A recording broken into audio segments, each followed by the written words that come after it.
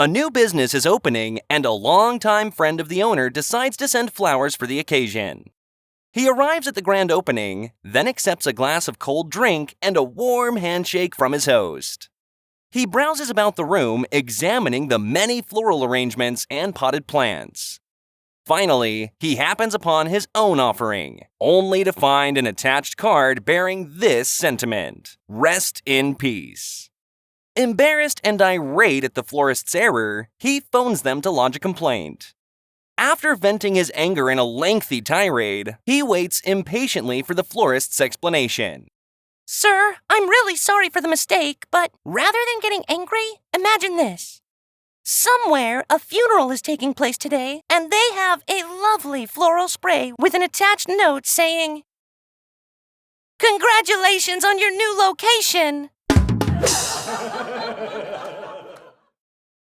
A man secretly wants to get rid of his wife's cat, so he decides to abandon it. He puts it into his car, drives a few blocks away, then drops the cat off and drives home. 10 minutes later, the cat is back home again. Well, The man thinks to himself. maybe it was a little too short a distance. He gets back in his car with the cat, drives 5 miles and sets it free. Not 20 minutes later, the cat is back home. That's enough! The man thinks to himself. He puts the cat in his car and drives 50 miles, then through a forest, over a bridge, and finally abandons the cat in the middle of a clearing. Half an hour later, the man calls home. Is the cat there? He asks his wife. Yes, why? Answers his wife. The man replies, Put it on the phone.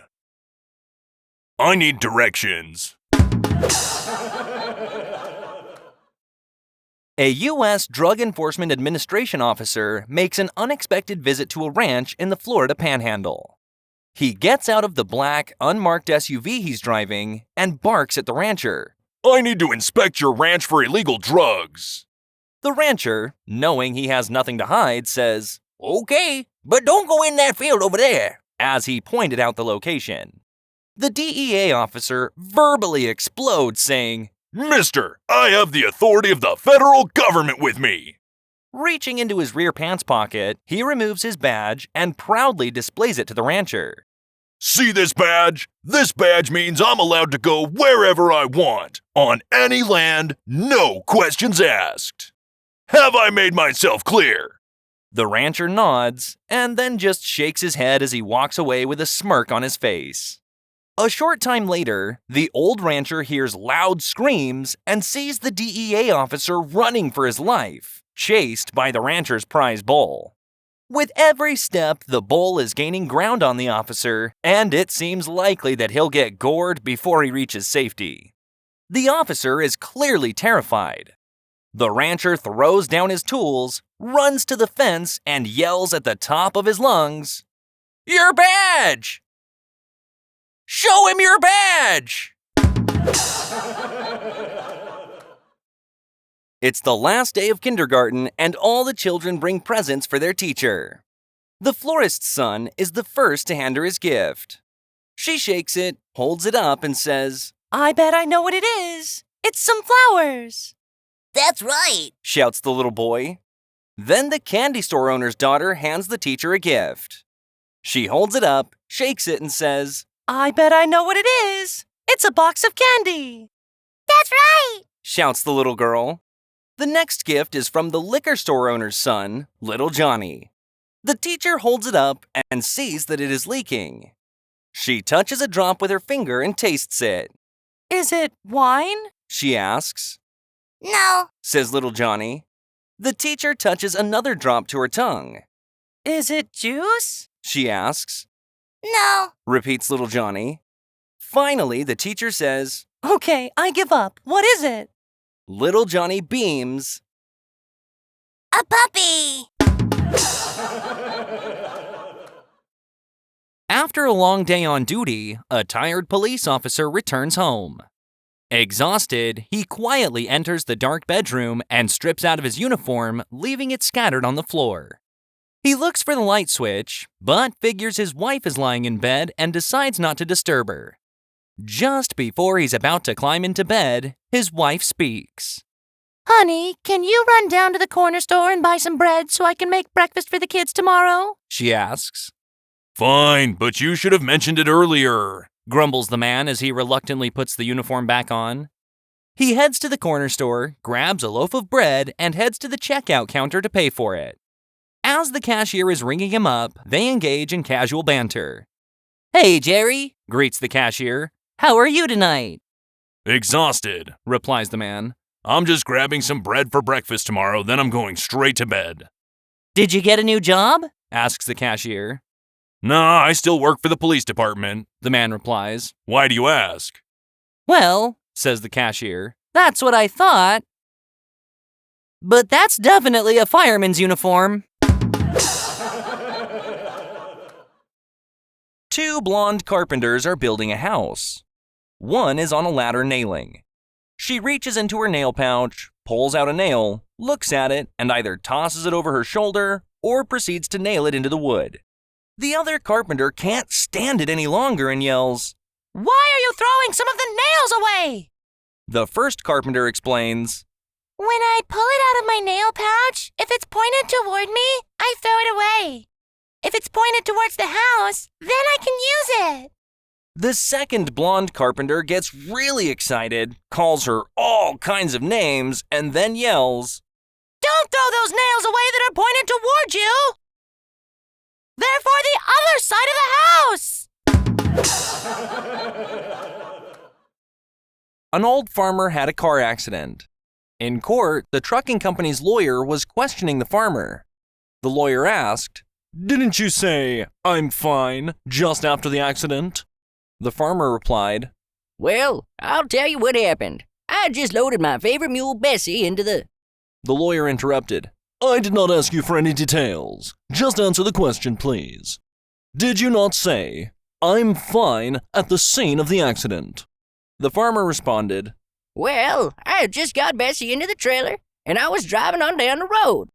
The lawyer interrupted again and said, "Judge, I'm trying to establish the fact that at the scene of the accident, this man told the highway patrolman on the scene that he was just fine. Now, several weeks after the accident, he is trying to sue my client. I believe he's a fraud. Please tell him to simply answer the question."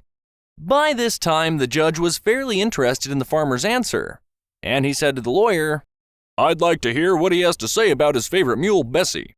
The farmer thanked the judge, then proceeded. "Well, as I was saying, I just loaded Bessie, my favorite mule, into the trailer and was driving on down the highway when this huge semi-truck ran the stop sign and smacked my truck right in the side. I was thrown into one ditch and Bessie was thrown into the other. I was hurting real bad and didn't want to move.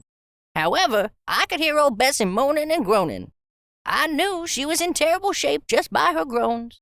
When the highway patrolman came on the scene, he could hear Bessie moaning and groaning, so he went over to her. After he looked at her and saw her near-fatal condition, he took out his gun and shot her between the eyes. Then the patrolman came across the road, gun still in hand, looked at me and asked how I was feeling. So I told him, I'm fine."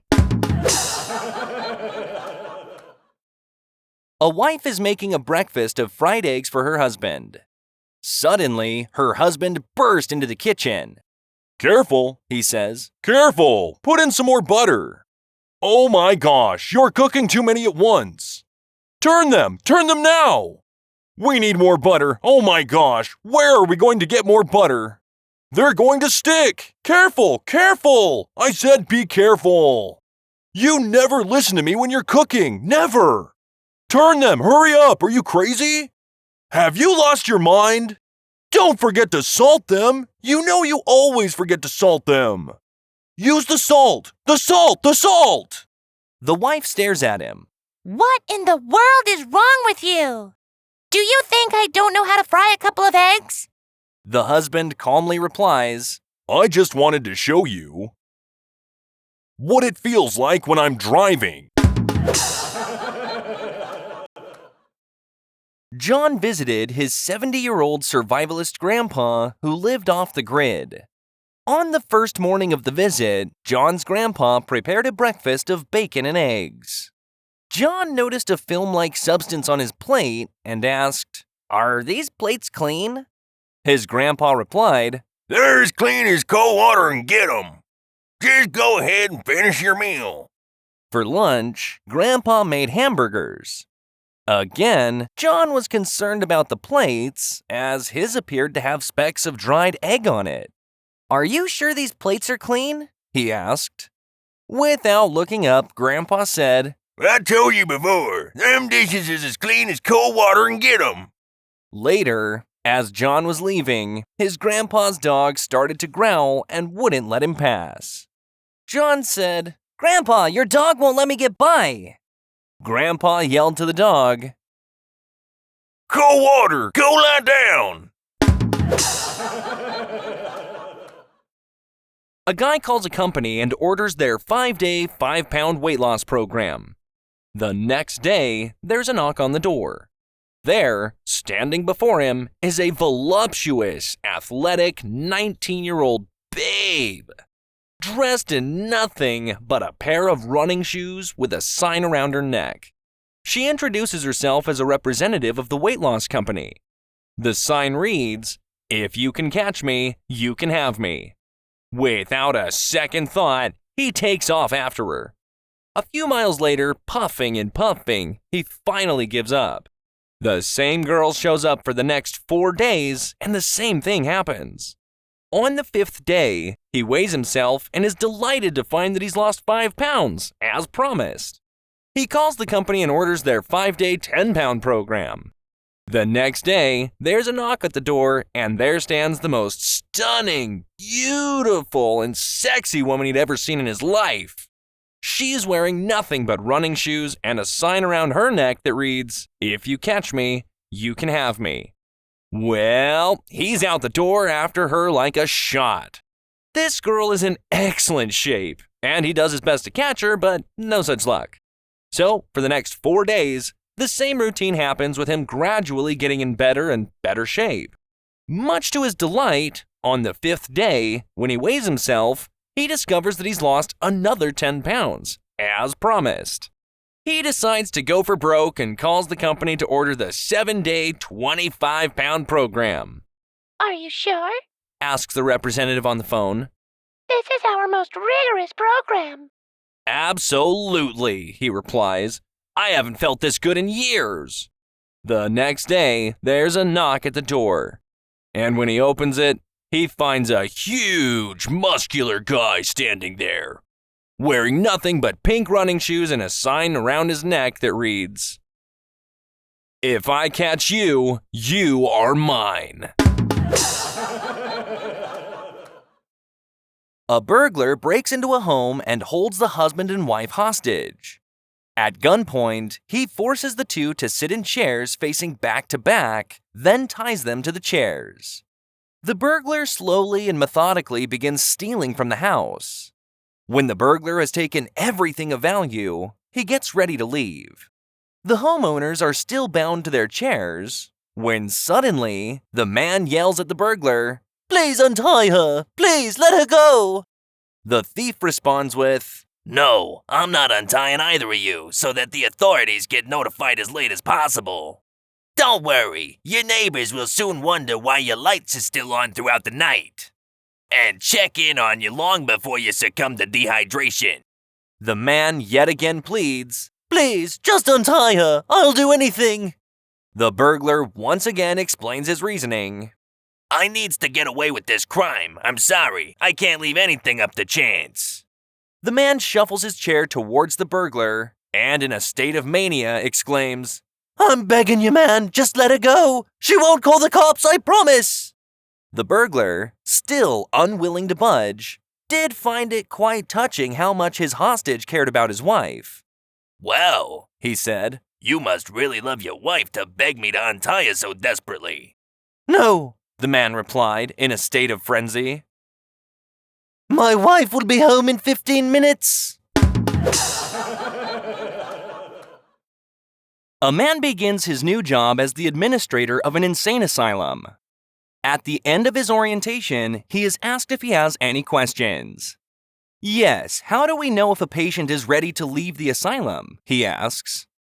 Well, the director explains. we just ask them a simple question, and based on their response, determine if they need to stay longer. The director then calls up 3 patients for a demonstration. He asks the first one, What is 6 times 6? The patient nervously stammers. 1,000? The director shakes his head. Incorrect. Give this man 6 more months.